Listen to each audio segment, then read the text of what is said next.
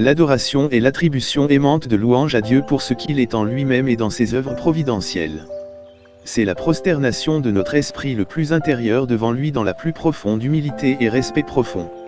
Adorer est la contemplation de Dieu dans ce qu'il lui a plu de se révéler de lui-même en son Fils et dans les Écritures. Bienvenue sur cette chaîne.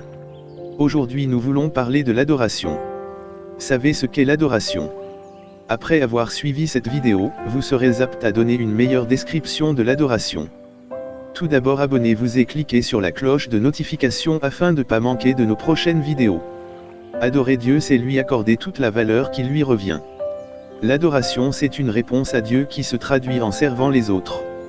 Plusieurs auteurs ont donné une description de l'adoration, parmi lesquels nous avons E.F. Harrison. D'après lui, l'adoration est une vénération pure, l'élévation de l'esprit sauvé vers Dieu, dans la contemplation de sa sainte perfection. Genda Binns, l'adoration, c'est l'interruption de notre routine quotidienne pour reconnaître la valeur suprême de Dieu, pour le louer pour sa bonté, pour méditer sur sa sainteté, pour renouveler notre engagement à le servir. Carol Mann dit, l'adoration est la réponse à la présence de Dieu, en l'aimant pour ce qu'il est.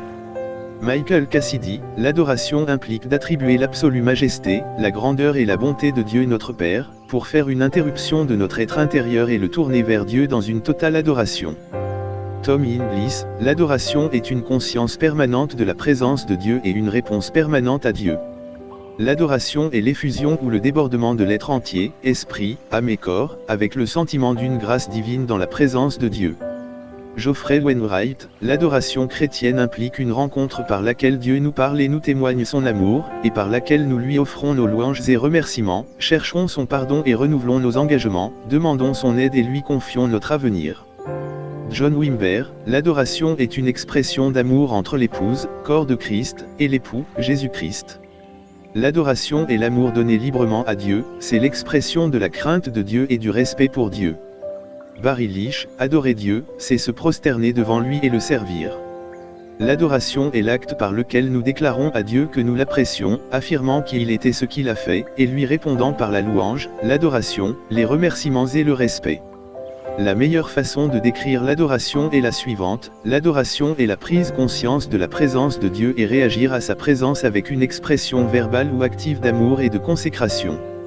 D'une certaine manière, l'adoration lance un défi aux définitions. Elle peut uniquement être expérimentée. Mais, comme chaque expérience dans la vie, il faut lui donner une définition pour nous aider à comprendre l'expérience et à pouvoir y entrer pleinement.